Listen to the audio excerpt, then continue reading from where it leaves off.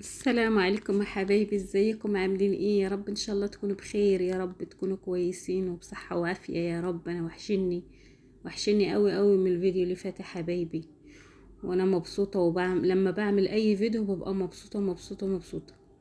لحبايبي الغاليين، انتم اللي بتشجعوني وانتم اللي بتفرحوني بكومنتاتكم الحلوة واللايكاتكم الحلوة، وعاوزاكم تشجعوني اكتر اكتر اكتر.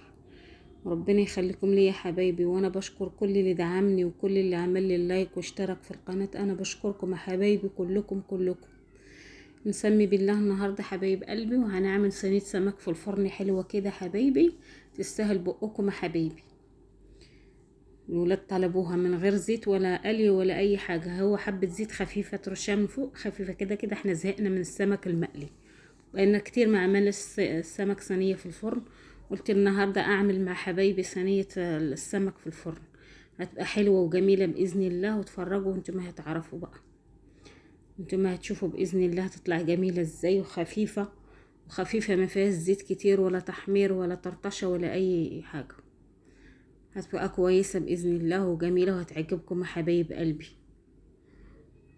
هنا عملنا رز البني، انا بقى صراحة بحب الرز اللي بالقوطة، بقى جميل وحلو. عندي في البيت ما بيحبوش، بيحبوا الرز البني ده. نحمر ليه شوية بصل كده، وكنت عاملة البطاطس تتسلق. كنت عاوزة اسلقها نص سلقة، بس اتهارت مني عشان اعملها مع السمك، وولادي بيحبوها مع السمك بطاطس دي، بس اتهارت مني وما عملتهاش، سبتها لما نعملها بري باللبن. حبايبي انا حطيت هناك بقى سنة ماجي وكمون وملح، بس ده انا بحطه في الرز البني ده. بس تعملي مية، تخلي المية تغلي عشان تديك اللون البني في الرز حبايب قلبي. هنعمل بقى الخضار دول عشان نفرشه مع السمك، عشان السمك يعني ما بيستحملش، عشان الخضار دي يشيل بقى النار على السمك، وبيبقى حلو برضه، بيتغمس بيه بيتاكل بيبقى جميل. اهم حاجة حبايبي السمك تكتري فيه، قد ما كترتي ليمون السمك بيحب الليمون، بيبقى حلو وجميل معاكي. اقطع له شوية البصل وشوية القوطة دول. كنت قلت لكم هعمل معاها البطاطس، بس البطاطس سهرت مني ما عملتهاش. قطعت لهم شوية الخضار كده عشان نفرشهم في الصينية للسمكة حبايبي. السنة هي بتغلي وانا نسيتها لغاية ما اتهارت، كنت اديها بس ايه غلوة كده وضاعت مني حبايبي. شفت سبت المية غليت لغاية ما ادتني اللون البني عشان يخلي الرز معاكي بني. يا رب تشتركوا في القناة عندي حبايبي، والفيديوهات اللي انا بعملها تكون عاجباكم بإذن الله، وعاوزينكم تشجعوني بلايكاتكم باشتراككم عندي حبايبي. ده اللي بيشجعني وده اللي هيخليني استمر حبايب قلبي.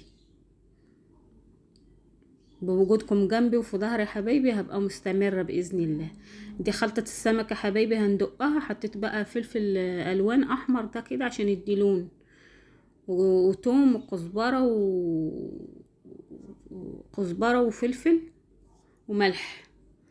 بس بحط ليمون كتير، السمك بيحب الليمون، بيبقى جميل جميل جميل بالليمون. دقيتهم مع بعض كده وهنعملهم في السمك.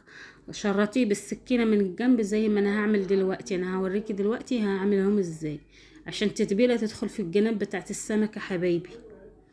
شرطين بالسكينة زي ما هعمل انا دلوقتي، ودخلي التتبيلة في الجناب دي عشان ميبقاش معاك ايه دلع من بره. لازم الخلطة دي تدخلها في الجناب كده حبايبي.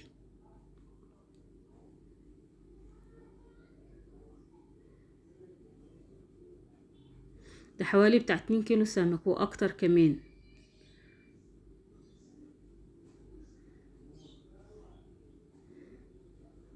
نعمل خلطة من الجناب من بره ومن جوه حبايب قلبي، عشان ايه؟ عشان ما يبقاش دلع معانا من بره.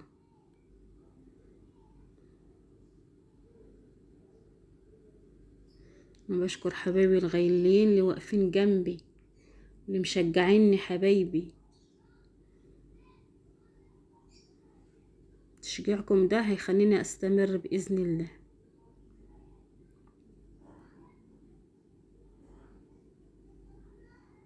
ايوه، قلبيهم في بعض كده واركنيهم على جنب عشان نفرش ليهم بقى الخلطة دي، هي اللي هتسند بقى. ما تخليش السمك اولا يلزق في الصينية، وبتسند النار على السمك عشان السمك ما بياخدش سوا. وانا مبلعه الفرن من قبلها عشان يسخن. اعمل له الخلطة كده، هو ارش عليه شوية زيت من فوق شوية صغيرين، واروح بقى مدخلها في الفرن. ما بياخدش تقريبا نص ساعة بالكتير.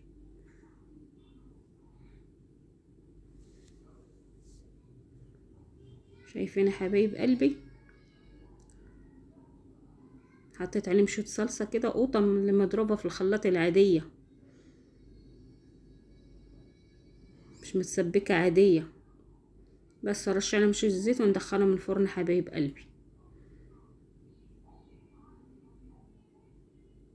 كده الرز هيكون استوى معانا، هندخله الفرن وهنشوف بقى ايه، هنقدمه ونشوفه بقى عامل ازاي. شفت الرز مفلفل جميل وبني، اللون البني، بزل الكاميرا مش متضايق بني قوي، بس هو بني اكتر من كده حبايبي. يلا خرجناه كده من الفرن حبايبي، ويا رب الفيديو يكون النهارده عجبكم، يكون اللي انا بقدمه حاجه حلوه وكويسه. واستنوني في فيديو جديد يا حبايبي، والسلام عليكم. بصوا خارجه عامله ازاي. والسلام عليكم حبيب قلبي، واستنوني في فيديو جديد.